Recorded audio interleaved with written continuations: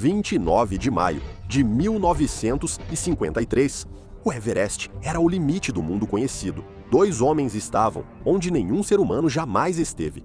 Sem GPS, sem cordas fixas, apenas instinto, coragem e uma câmera para provar que aconteceu. Hoje, centenas de pessoas formam filas para alcançar o topo, muitas vezes passando por corpos para isso. A maior montanha do mundo, que já foi símbolo do triunfo humano, agora está cheia de lixo, engarrafamentos e tragédias. Então, o que mudou? Como o Everest passou de um cume sagrado para um caos global? Isso não aconteceu da noite para o dia, mas de alguma forma nós permitimos. Esta é a história do Monte Everest, antes e agora. E porque alguns alpinistas dizem que ele nunca deveria ser escalado novamente. Bem-vindo ao Extreme! Imagine por um momento que você está em uma fila. Ela está andando devagar, talvez uma pessoa avance a cada poucos minutos. Você está ficando impaciente, talvez olhando o celular, batendo o pé. Bem normal, certo? Exceto que, nesta fila em particular, se você esperar demais, você morre. Se a pessoa na sua frente demorar demais, você morre. Se seu equipamento falhar enquanto espera, você morre. Espalhados ao redor dessa fila, aos seus pés, estão os corpos congelados de quem já esperou exatamente ali antes de você. Agora, você deve estar pensando, que tipo de fila insana é essa? Bem, essa fila está no Monte Everest, a 29 mil pés acima do nível do mar, no que os alpinistas chamam de Zona da Morte. E todo ano, centenas de pessoas entram nessa fila de livre e espontânea vontade, passando por cima de corpos para tirar uma selfie no topo do mundo. Mas aqui está algo que vai te surpreender. Nem sempre foi assim. Na verdade, há apenas 72 anos, o Monte Everest era o lugar mais remoto, mais sagrado e mais impossível da Terra. Apenas 2 homens já tinham estado onde hoje centenas esperam em fila. Então, o que aconteceu? Como a maior conquista da humanidade se tornou isso? Bem, hoje vou contar para vocês uma história sobre 2 mundos diferentes. O primeiro mundo existia em 1953, quando o Monte Everest representava tudo de nobre na ambição humana. O segundo mundo existe agora, em 2025, e vai te incomodar de maneiras para as quais você não está preparado. Esta é a história de como transformamos a montanha mais sagrada do mundo em algo que, sinceramente, me dá enjoo só de pensar. Antes de começarmos a história, deixe-me falar sobre o estranho, sombrio e misterioso mundo de... Na verdade, deixa eu te contar logo o que aconteceu. É 29 de maio de 1953 e Edmund Hillary está prestes a morrer. O apicultor de 33 anos da Nova Zelândia está a 8.800 metros acima do nível do mar. Seu oxigênio está acabando. O vento ameaça jogá-lo para fora da montanha. Ele está sozinho, só com seu parceiro de escalada, Tenzin Norgay. Agora, deixe-me te mostrar o que significava estar completamente sozinho em 1953.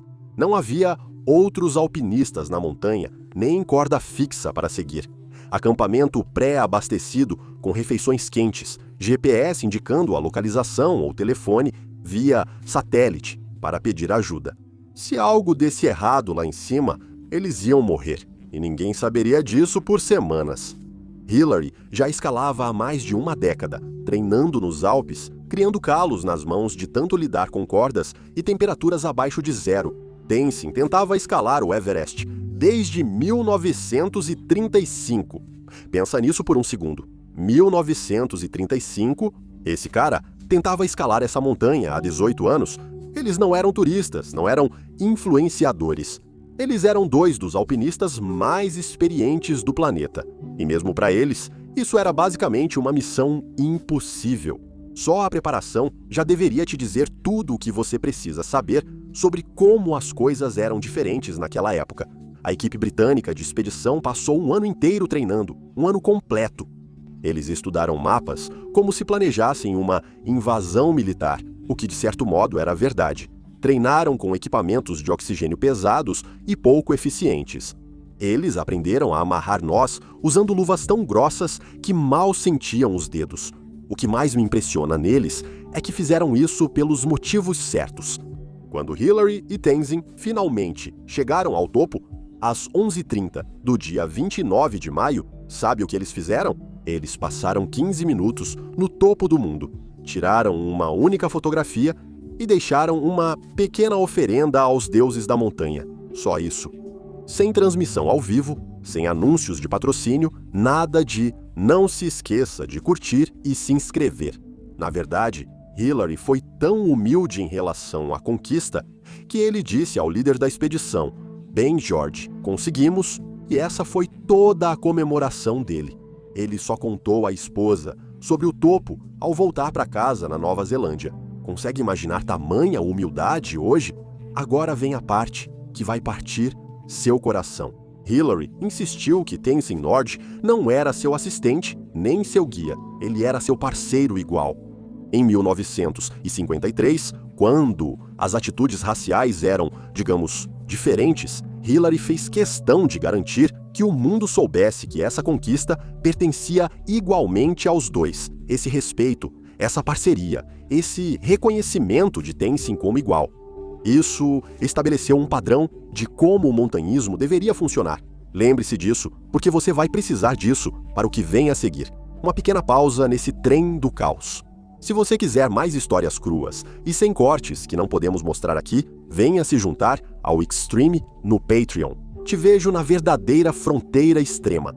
Avançando para maio de 2024, 413 permissões foram emitidas para pessoas subirem ao topo do Everest em um único mês. Deixe-me repetir, em um mês, em 2024, mais pessoas escalaram o Everest do que nos primeiros 30 anos. Após a conquista histórica de Hillary e Tenzin, é aqui que a história se torna perturbadora. Lembra da frase que citei no início? Deixe-me te contar exatamente como isso é. São 4 da manhã, em uma manhã clara, de maio de 2025. Você está a 8.500 metros na zona da morte, onde seu corpo está literalmente morrendo a cada respiração. Você pagou $65 mil, hipotecou a casa, tirou um ano do trabalho e contou para todos. Você sabe que está escalando o Everest. Você está seguindo uma linha de cordas fixas amarelas brilhantes que outras pessoas instalaram para você, caminhando nas pegadas das 50 pessoas à sua frente. E é aí que você vê um engarrafamento. Literalmente, um engarrafamento na montanha mais alta do mundo. Pessoas estão em fila, checando relógios e consumindo oxigênio, enquanto alpinistas inexperientes à frente enfrentam um terreno mortal. Agora, preciso que você entenda algo sobre a zona da morte. A 8.800 metros de altitude, há cerca de 1/3 do oxigênio que existe ao nível do mar. Seu corpo começa a desligar imediatamente. Seu cérebro começa a morrer. Você tem, talvez, de 15 a 20 minutos de tempo de sobrevivência sem oxigênio suplementar. Então, quando você está preso em uma fila, vendo o seu medidor de oxigênio baixar, enquanto alguém à sua frente leva 10 minutos para passar por um trecho que deveria levar 30 segundos, você está literalmente vendo sua vida escapar. Mas essa é a parte que vai te enjoar. Espalhados ao longo dessa fila, essas pessoas que estão esperando para chegar ao topo veem corpos, cadáveres congelados de alpinistas anteriores que não conseguiram chegar lá. Esses corpos não estão escondidos, estão visíveis no caminho. Alpinistas usam-nos como referência e passam por cima de mortos para tirar selfies no topo. Há um corpo chamado Botas Verdes, por causa das botas verdes brilhantes com que morreu. Ele está lá desde 1996, congelado no lugar. E os alpinistas o usam como um ponto de navegação. Vire à esquerda nas botas verdes. Você consegue imaginar um ser humano, o filho de alguém, o irmão de alguém, reduzido a um marco de trilha para turistas do Instagram? Em 2019, 11 pessoas morreram no Everest. Mas aqui está o que vai te surpreender. A maioria não morreu por avalanches, clima extremo ou outros perigos naturais da montanha, mas sim devido a um engarrafamento. Eles morreram esperando na fila, sem oxigênio, enquanto alpinistas inexperientes à frente avançavam muito devagar pela zona da morte. Agora, deixa eu te contar algo que vai te deixar furioso. Lembra de como Hillary tratou Tenzin como parceiro igual? Bem, Essa ideia aparentemente morreu com eles. Conheça Mingma Sherpa, 18 de abril de 2014. Ele tem 34 anos, é pai de 2 filhos e está fazendo o que sua família faz há gerações. Só que Mingma não está sendo tratado como um parceiro igual. Ele carrega o dobro do peso, assume 10 vezes mais riscos por cerca de 1/10 do lucro. Enquanto os alpinistas ocidentais podem passar pela mortal cascata de gelo de Khumbu 2 ou 3 vezes durante a escalada, Mingma fará essa jornada de 15 a 20 vezes, instalando cordas, levando equipamentos e reabastecendo acampamentos. A cascata de gelo é como uma cachoeira congelada, formada por blocos de gelo enormes que estão sempre se movendo e desabando. É a parte mais perigosa da montanha, onde Sherpa trabalhou semanas enquanto turista e só passavam. Uma vez, no dia 18 de abril, uma avalanche desceu ruidosa pela montanha e matou Mingma, junto com outros 15 Sherpas. Foi o dia mais mortal da história das escaladas do Everest. O que mais me parte o coração é que não foi só um acidente trágico. Essas foram mortes no trabalho, em uma indústria de serviços construída sobre a desigualdade. Você quer saber o quão grave essa exploração se tornou? Os Sherpas agora são obrigados a carregar máquinas de expresso, montanha acima para os alpinistas ocidentais, máquinas de expresso a 6.000 metros de altitude. Consegue imaginar arriscar a vida só para levar a cafeteira de alguém à montanha mais mortal do mundo, só para tomarem um latte no acampamento base? E aqui está a realidade econômica que torna tudo ainda mais doloroso. Um guia Sherpa pode ganhar de 8 a 10 mil dólares por ano trabalhando no Everest. Isso pode parecer pouco para nós, mas no Nepal, onde a renda média é de menos de 700 dólares por ano, é um dinheiro que muda vidas. Então, as famílias são forçadas a escolher entre a pobreza e colocar seus filhos e pais em risco extremo. A montanha, que antes representava parceria e respeito, se tornou um sistema onde as pessoas que fazem o trabalho mais perigoso recebem a menor parte dos lucros. Sinceramente, é difícil imaginar traição mais completa do que a de Hillary e Tenzin. Se você acha ruim a exploração dos Sherpas, espere para ver o que as redes sociais fizeram com essa montanha. Em maio de 2024, um lutador profissional chamado Darby Allin decidiu que escalar o Everest não era impressionante o suficiente. Então ele fez com que seu Sherpa carregasse um skate até 6.390 metros para que ele pudesse realizar o que chamou de o kickflip mais alto do mundo. A façanha durou 15 segundos.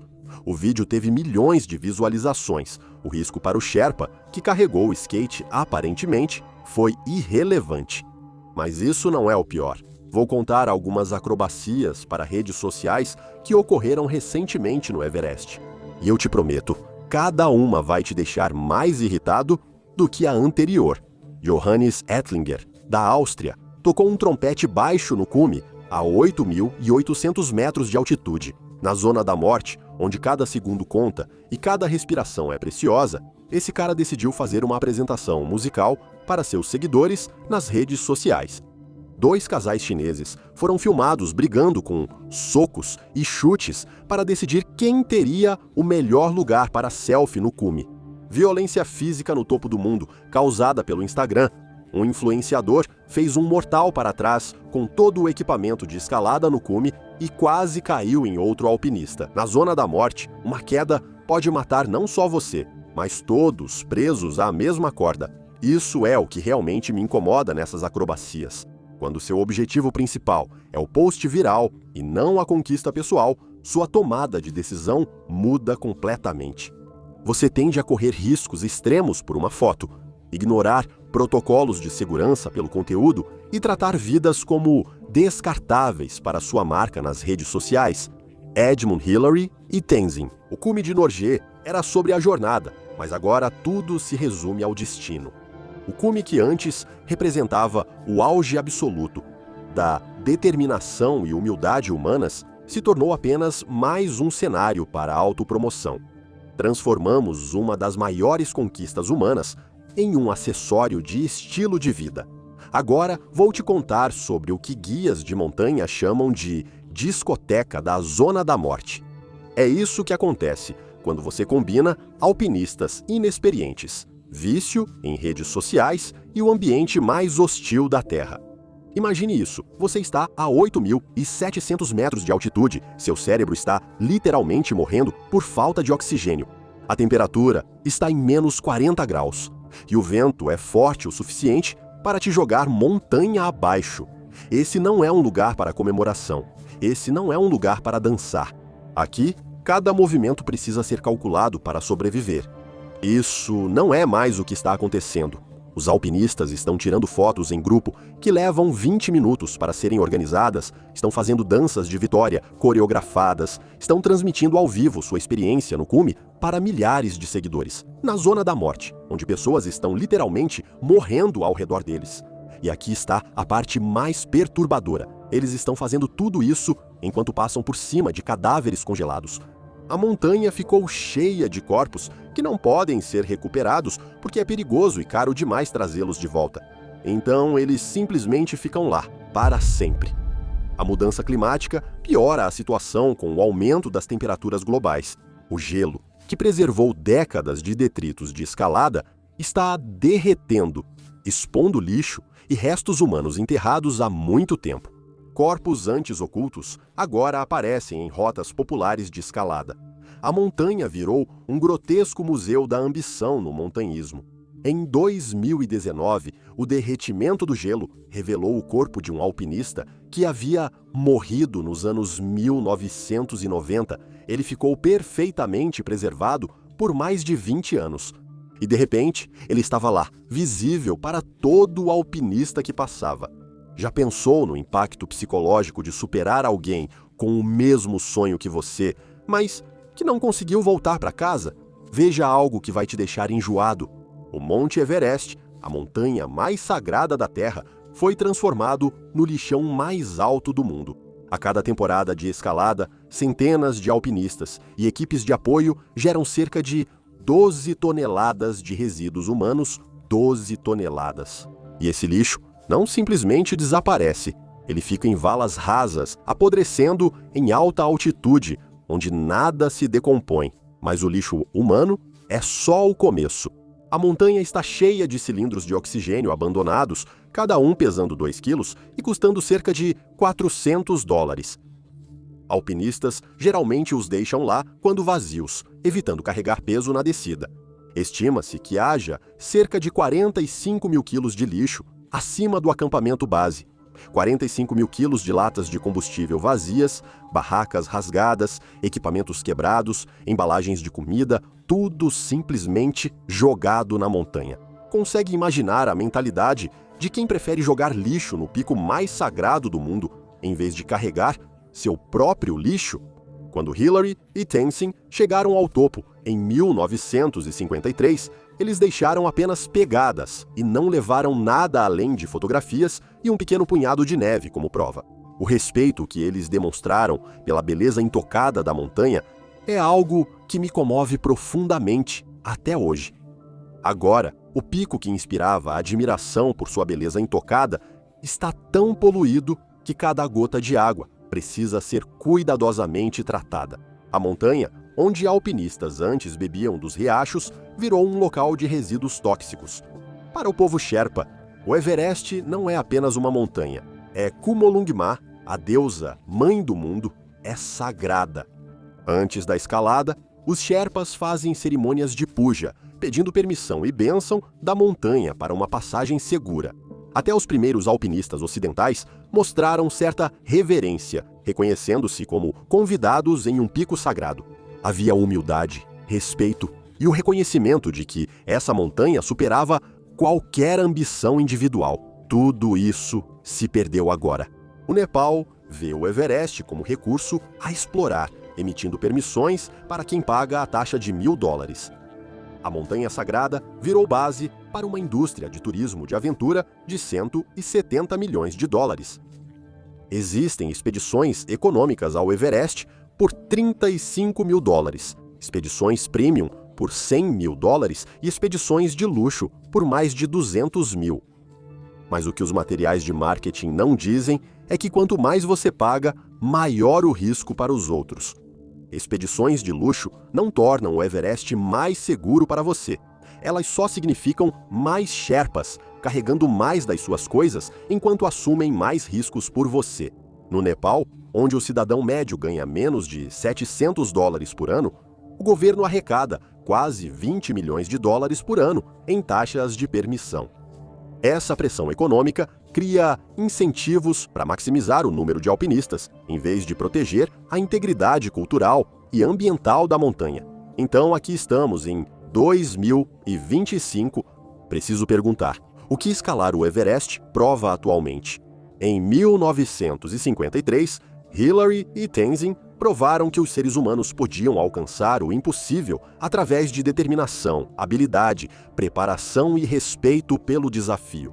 A conquista deles inspirou toda uma geração a acreditar no potencial humano. Em 2025, o que uma escalada ao topo do Everest prova? Se você tem dinheiro, pode pagar para ser carregado montanha acima enquanto tira selfies. Que o engajamento nas redes sociais vale o risco de várias vidas. Que lugares sagrados podem ser transformados em centros de lucro. Deixe-me fazer algumas perguntas que, sinceramente, tiram meu sono à noite. É ético escalar o Everest quando sua tentativa contribui diretamente para a exploração das comunidades locais? Toda expedição comercial depende dos Sherpas, que recebem uma fração do que os clientes pagam, enquanto assumem riscos infinitamente maiores. É ético tentar escalar o Everest sem treinamento? Considerando que a falta de experiência coloca outros alpinistas em risco. Os engarrafamentos na zona da morte, que resultam em mortes, são causados principalmente por turistas despreparados que andam devagar em terrenos perigosos. É ético transformar uma montanha sagrada em um parque de diversões para turistas ricos? O povo Sherpa considera o Everest uma deusa, mas agora centenas de estrangeiros a tratam como um parque temático caro. E, talvez mais importante, é ético participar de uma indústria onde pessoas morrem regularmente para que outras possam tirar fotos para o Instagram? Alguns dos alpinistas mais respeitados do mundo agora se recusam completamente a escalar o Everest. Eles afirmam que a montanha foi tão comercializada e degradada que escalá-la não representa mais conquista relevante. Veja o que ninguém admite. Pode haver apenas uma maneira de salvar o Monte Everest: parar de escalá-lo completamente, fechar a montanha. Eu sei que isso parece extremo, mas me escute. E se apenas alpinistas qualificados pudessem escalar o Everest? E se fosse necessário provar que já escalou outros picos de 8.000 metros antes de receber autorização? E se o número de permissões fosse limitado a 50 por ano em vez de 500? E se os Sherpas fossem tratados como parceiros iguais em vez de animais de carga? E se eles recebessem 50% dos lucros das expedições em vez de 10%? E se a segurança deles fosse priorizada em vez da conveniência dos clientes? E se a documentação nas redes sociais fosse proibida acima do acampamento base? E se o foco voltasse para a conquista pessoal em vez da performance pública? Alguns dizem que escalar o Everest gera renda essencial para os Sherpas, o que é verdade, mas será essa a única opção? Será que o Nepal poderia desenvolver um turismo sustentável que não exigisse que as pessoas arriscassem suas vidas? A comunidade internacional pode apoiar os Sherpa sem tornar sua montanha sagrada uma armadilha mortal. Isso é o que me assombra nessa história. A montanha em si não mudou. O Everest ainda é o mesmo pico, de 8.848 metros, que era em 1953. O mesmo vento, o mesmo frio, a mesma beleza mortal. A montanha não se importa com nossas permissões, nossos seguidores no Instagram ou nossas máquinas de expresso. A 8.800 metros de altitude, o Everest tira toda e qualquer pretensão. Sua conta bancária, seguidores nas redes sociais e equipamentos de grife não significam nada. Lá em cima, você é apenas um ser humano frágil no ambiente mais hostil da Terra, e a montanha vai te matar sem hesitar se você não estiver preparado. Foi isso que Hillary e Tenzin entenderam. Eles se aproximaram da montanha com humildade, respeito e habilidade genuína conquistada, através de anos de dedicação. Eles a trataram como um desafio sagrado, não como uma mercadoria a ser consumida. A montanha lembra do que eles fizeram e do respeito mostrado. Lembra quando escalar era ultrapassar limites humanos, não buscar engajamento. E talvez, só talvez, se nós também conseguirmos nos lembrar disso, ainda haja esperança, tanto para a montanha quanto para nós. Então, é aqui que estamos em 2025. Transformamos a maior conquista do montanhismo da humanidade em tudo. Isso está errado com a cultura moderna. Exploração, destruição ambiental, narcisismo nas redes sociais e a mercantilização de espaços sagrados. Mas não precisa continuar assim. Todo ano, as pessoas me perguntam o que eu acho que deveria acontecer com o Monte Everest. Se ele deveria ser fechado para escaladas, se as permissões deveriam ser restritas, se o governo do Nepal deveria mudar as regras. Mas eu acho que estamos fazendo as perguntas erradas. A questão principal não é o que fazer com o Everest, mas sim que tipo de seres humanos queremos ser. Queremos ser pessoas que ignoram outros para tirar selfies? Queremos explorar comunidades locais por conquistas pessoais? Queremos transformar espaços sagrados em centros de lucro? Ou queremos ser o tipo de pessoa? Hillary e Tenzin eram humildes, preparados, respeitosos e focados em conquistas genuínas, em vez de desempenho nas redes sociais. A montanha não vai a lugar nenhum, ela vai sobreviver a todos nós. A questão é, que legado queremos deixar em suas encostas? Em 1953, 2 homens estiveram onde nenhum ser humano jamais esteve antes. E eles fizeram isso com graça, humildade e respeito. Eles melhoraram a montanha e inspiraram o mundo com o que humanos podem alcançar. Quando estivermos no nosso melhor, em 2025, centenas de pessoas estarão onde milhares já estiveram antes e estão deixando para trás lixo, exploração e morte. Eles estão mostrando ao mundo no que nos tornamos quando estamos no nosso pior. A questão não é se o Everest pode ser salvo, mas se queremos salvá-lo. Obrigado por assistir e nos vemos no próximo vídeo. Seja ousado e viva com coragem.